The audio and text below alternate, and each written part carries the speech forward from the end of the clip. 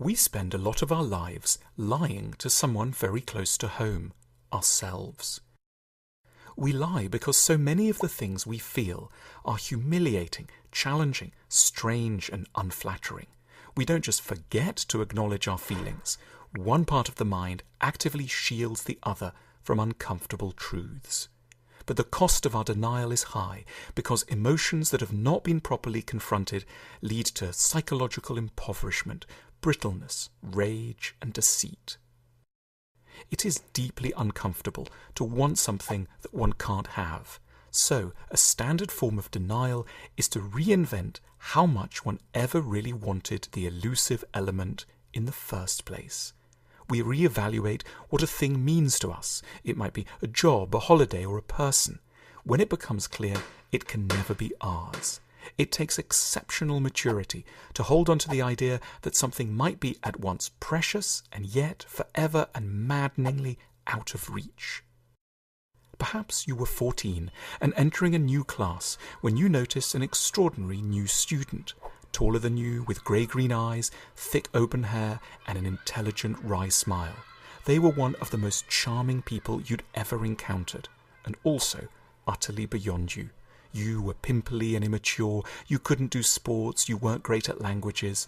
Of course, you might have tried to become their friend, you might have shared jokes and chit-chat, but this kind of compromise would have hurt too much. So, to reduce the pain, you became nasty. You started to hate the person you liked. You sought to spoil because you could not have. You became mean where you would at one level have wanted to worship. You called them a stuck-up idiot and worse. You organized a group to torment them. One time you stole their scarf.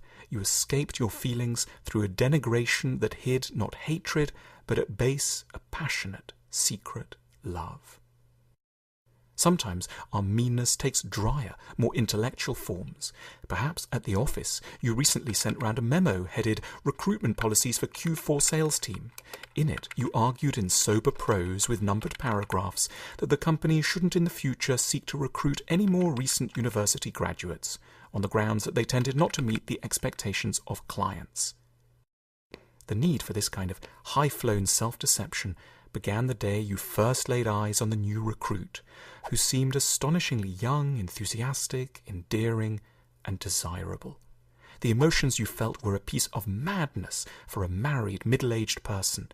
The target of your desire was 23, with coltish energy and innocent friendliness. On the second week, they tried to ask you what you'd done on the weekend, and mentioned that they tried windsurfing for the first time. You responded by being rather stern. With colleagues, you judged their performance in a critical way that seemed just about fair. At a committee meeting, you damned them with faint praise, and at the earliest opportunity, you made sure their contract was not renewed. Of course, being honest about our real feelings doesn't mean we should always act on them. It's not a good idea to make every feeling known to those it concerns.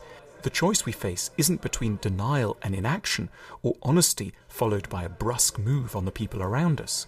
We can accept many of our desires without needing to think we should do anything about them.